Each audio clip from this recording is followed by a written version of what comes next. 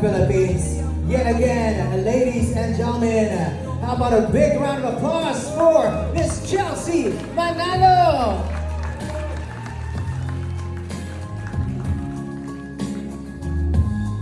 Wow, take photos of our beautiful candidate. She is ready. You can see it glowing. Definitely to call for Alvaro for such a beautiful. To go to Mexico.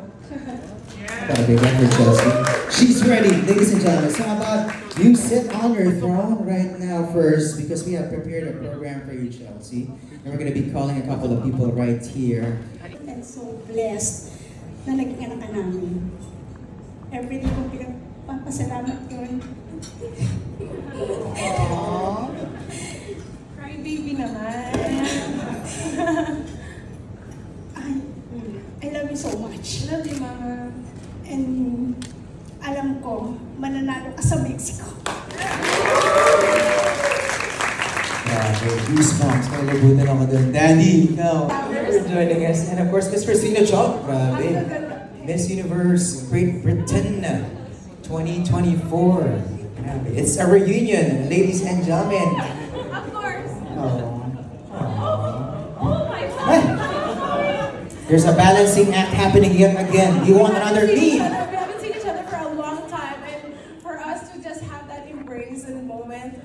I'm excited. I'm excited. I was telling her, we have a group chat. When you won, I immediately thought, I hope you are my roommate. Or Ate VVV. If we're not roommates, I am just going to be down the hallway. Whatever you need, wherever you are, I'm just a call away. Alright, well let's hope we can just enjoy our time. We'll make it happen. Who do we need to talk to? Jay. Jay started out. For sure, you're going to be having a blast right there. So let's get messages. Let's start with Micah. To my queen sister, my batchmate, our Miss Universe Philippines, Chelsea Manalo. Of course, we're manifesting and claiming Manalo sa Mexico, and also I'm also manifesting for my sister. But of course, I'm just so proud of you, Chelsea. I remember because our batch, we've spent so much time together, many months as queen sisters, and there's this one moment I won't forget. When we flew to Cebu for an event, we were seatmates sa plane, and then I remember we're just being so genuine about life, about family, about inspiration, and I can't forget how genuine you are, sharing and really inspiring and continuing touching lives. And of course, the entire Philippines, all Filipinos, is standing firm behind you, my queen sister, because ngayon pa lang, we are so proud with love and joy na officially we will send you off para manalo sa Mexico. And of course, your beauty, your elegance, and your intelligence makes each and every Filipino proud and with pride. So please, bring home the crown back here in the Philippines. I love you, sister. Thank you so much for that. Thank you. Thank you, Micah. Christina, what is your message? I know you're going to be competing against each other, but the love is thicker than the competition. Exactly. Blood is thicker than water, right? No, I just am so proud of everything that you've achieved, not just since the crowning moment. You were absolutely flawless through the whole presentation. Just being here to be able to support you today is an absolute honor, and just know that I'm always going to be there for you. Behind the closed doors, on stage, whatever you need, I'm here. So, love you so much. I love you. Thank you, Ate Christina. She's literally going to be with you. All right, let's transfer the microphones this time to the rest of the sisters on this side. Who wants to go first? Elle? Go So good ahead. afternoon, everybody. Thank you so much for being here. And so, I know Chelsea since forever. Like, I can't really remember how young was she nung una kaming nagkakit. 12 or 13? Parang 14 or something. 14, oo. yeah. Estimate is what. She was like my idol. Yeah, Kasi- during that time. So yeah. There's one thing that Survey told us during Miss Universe Philippines. Yun yung sinabi niya na during the competition, you cannot really control the result on the coronation night. But you can control your mindset, your performance, your preparation. And so I believe that Chelsea is 200% prepared for the competition, and that's something that we're gonna see on November sa Coronation Night sa Mexico. Thank you. Thank you to the idol. Ate Raven, ay Ate Raven, Jutsu pala to. Raven! Siya daw, ihuli ka na sa Rosie. Raven, ikaw muna. Wow, Chelsea, I would like to start off by saying that the same Chelsea, the same queen that is facing us right now is the same Chelsea that I've met in Miss Universe Philippines 2024. One of the most down-to-earth queens that I've ever met. Chelsea, I am so excited for you. I remember when you were proclaimed as Miss Universe Philippines, I was so happy in the back because I know, we all know how relatable Chelsea is and how down-to-earth she is. One of a kind talaga. And now I'm so excited for you for Mexico. I know talaga that God sees your heart, your desires, and I know that God will be with you in Mexico City. And when God is with you, you will succeed. So we are so excited for you. Bring home the crown. Thank you. Thank you so much. Thank you so much, Raven. And of course, the beautiful Rosie. Napakaganda. Napakaganda. I look at her, sabi ko, girl, pa-blooming ka ng pa-blooming. Alam mo ano yan, Jenny Life yan. Ito binabola pa ako eh. Jenny Life color nga ako eh.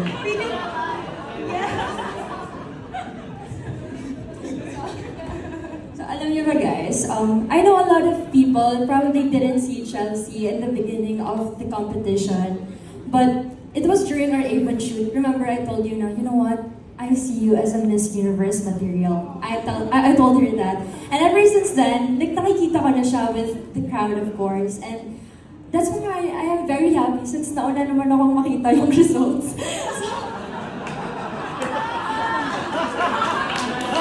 What's the team?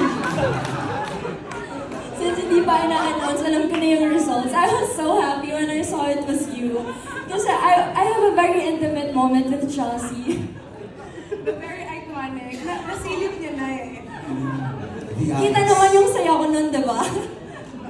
Kasi way back during Oremi PH, I had an eye infection and I was gone for a week. And of all of the 52 other candidates, it was Chelsea who really messaged me like, I hope you're doing well, I hope you get well soon, we miss you here. And I was like, oh, like despite the sobrang busy ng schedule namin, talagang she messaged me pa and asked how I was. And that's when I know that you have a very pure heart and I can't wait for the universe to see that.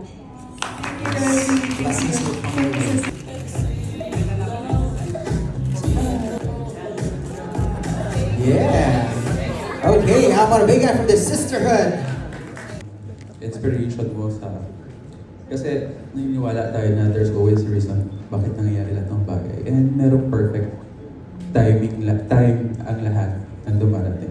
And lahat na na-experience mo at na-experience ko, experience natin, mahalaga yun. Kailangan silang ma-experience kasi para mabuo tayo. And kasi, we're... para kang pupunta sa isang battle, lalaban ka. So, kailangan mo experience lahat para makalaban ka ng mas maayos. Tandaan mo, nandito kami lagi for you. Masuportahan ka.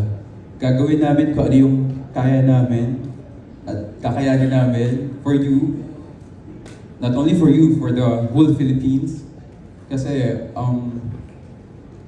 i-represent mo kaming lahat eh. Ipapakita mo kung ano ang Filipina, okay? Kung anong meron tayo. Ayun lang. Thank you. Only see kasi on TV, on the stage, but you really have to get to know her, to talk to her. Kasi iba yung pakiramdam. Yung sinabi ni Voltaire, it's not something that you can practice. It's not something that you can train. It's really, you can really feel in her heart. And you inspire so many. And you will be inspiring more women. And you know, I've worked with her, we had a shoot with Wuling. She was sick. But not one complaint from her for the whole day of shooting. Pero nakita ko talaga, nanginginig na siya. May lagnat siya. And you can see her professionalism. And I think that's very important because she's not just a queen, she's gonna be an ambassador. And you need somebody like that.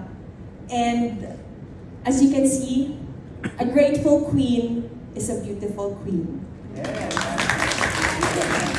judges during her competition. Actually, we're not that even close with like, you know, personal level. So if I may add up, I know everybody is very consistent on how authentic Chelsea is. But you know, as part of being a judge during that night, and I know that this will help us to be more confident for the competition in Mexico for Chelsea. You know, on stage, there is something talaga that's very unique to a certain candidate that you would be surprised during the night. And I think me sitting there as a judge, that what makes Chelsea stand out for me, like her effortless aura, her charm. She's very queenly. Like at some point I was surprised. Sabi ko, this girl, you know, she didn't have to do all this pasabog, ikot, poses, but yet she captured a lot of us during the competition. Her simplicity, her elegance, just came out effortlessly during that time. And I would always say, you know, even if we have our bands, our girls who we all want to win, at the end of the night, it's their destiny, it's their night. And Chelsea, you made that night like your night. That's why I believe that during this competition for Miss Universe, I'm getting emotional when it's said off because I feel like this is it. This is what all your training would be out there, and I know this is one of the greatest competition of her life. Like, that's what I was thinking when I was like being sent off as well during Miss Universe. That this is the greatest competition. I have to enjoy it, and you have to cherish every moment. And to think during that time, the local competition MUPH, you won with just a number of people supporting you. This time, you have all the Filipinos rallying for you, and that's why I know you'll be more confident that you do great. And we are so confident as well that you can bring home the crown for us.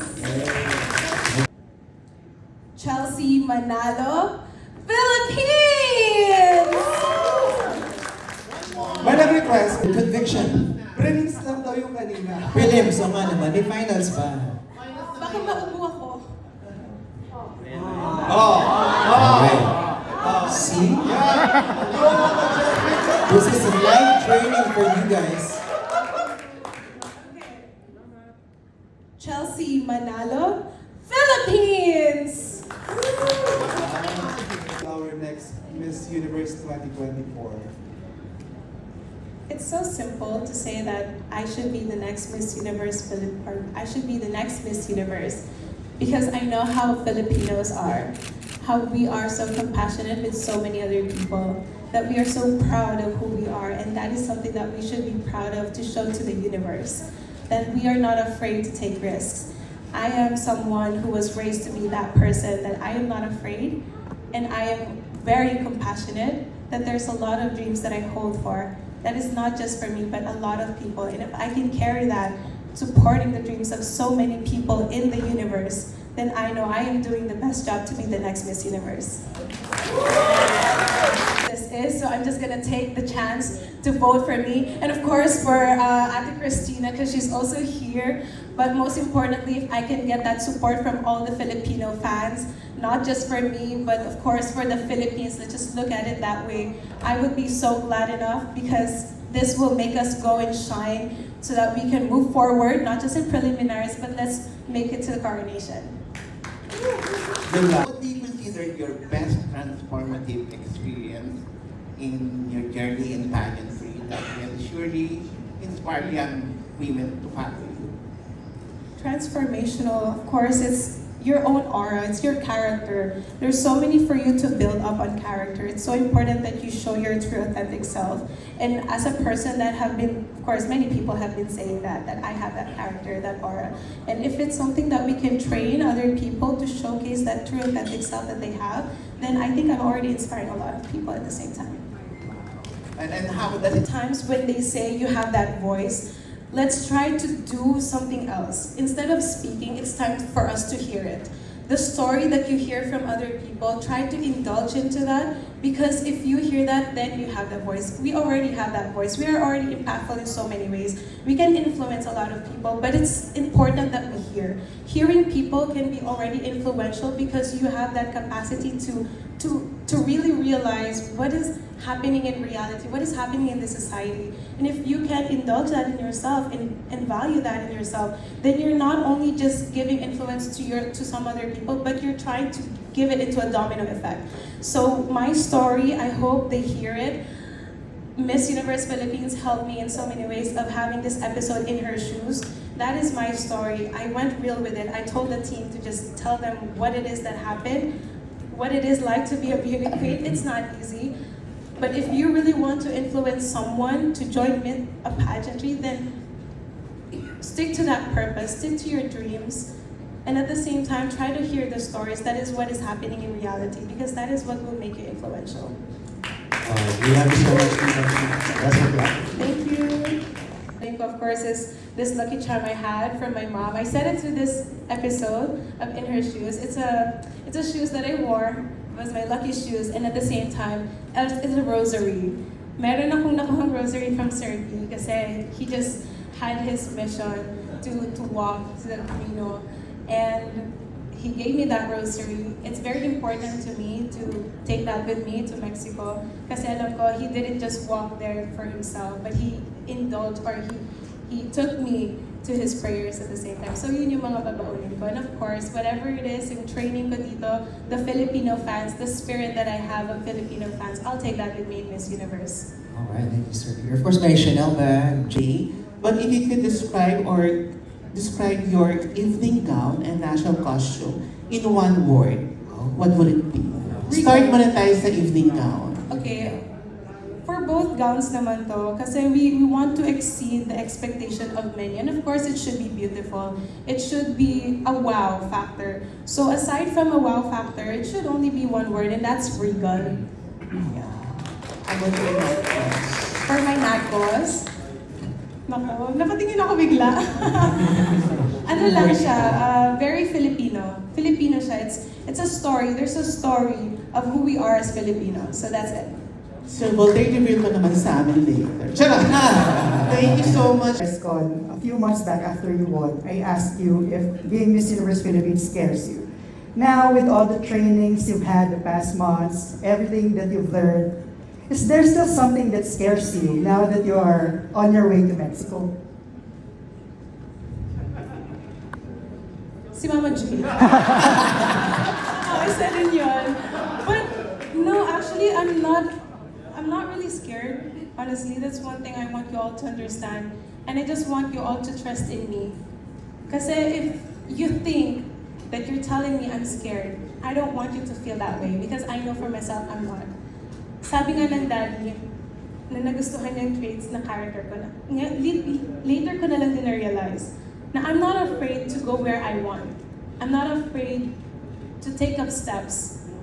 And that's something that I want you to understand also. There's nothing really that I'm scared of besides the fact na hindi lang talaga ako mag-trip. I think every beauty queen naman, yun lang din yung iniisip nila na sana hindi tayo madapa, walang mag-trip. But other than that, the competition, I'm not. I'm pretty much excited pa nga. And my final question, how do you want to be remembered aside from being Miss Universe Philippines? Wow, that's a little bit deeper, because this is a legacy that I don't want them to just see me because I'm that woman of color, but because we are beauty queens. Of course, I'm gonna fit that criteria already, and I want them to always remember that when you think about a beauty queen, it's not just me.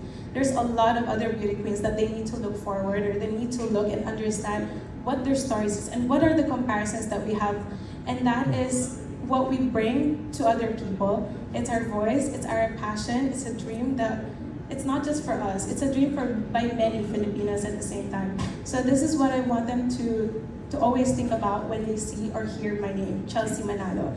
She is very authentic, she has that heart.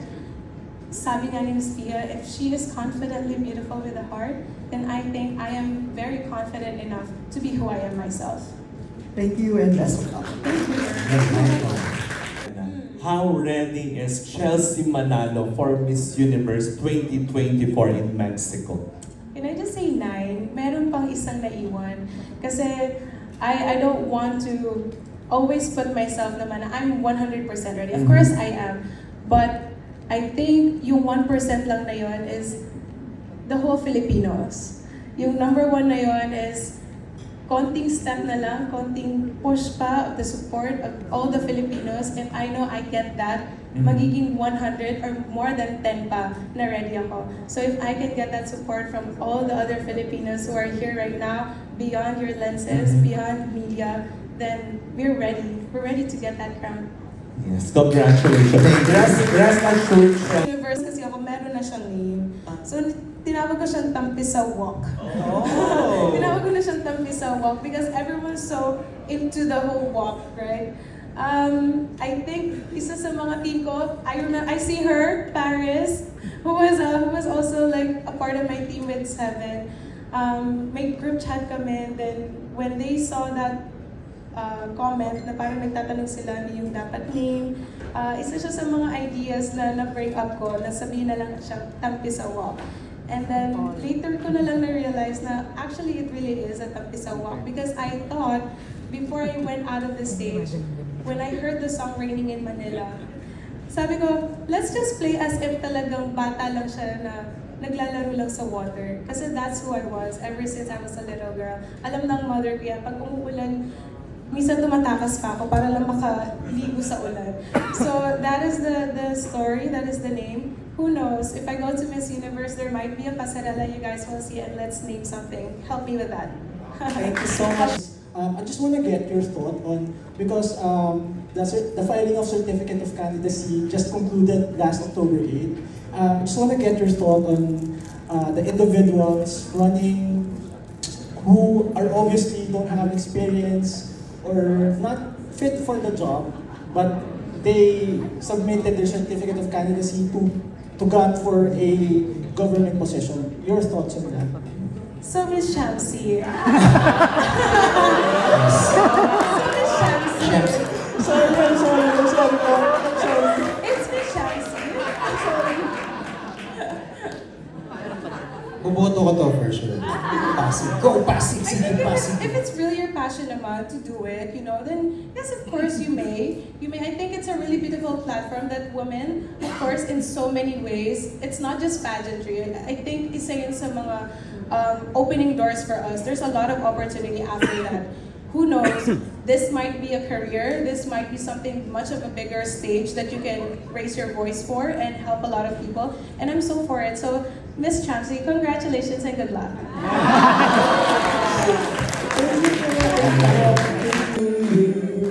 Happy birthday, happy birthday, happy birthday to you. Thank you, Justin and Alvaro, for helping us out. Chelsea, make a wish.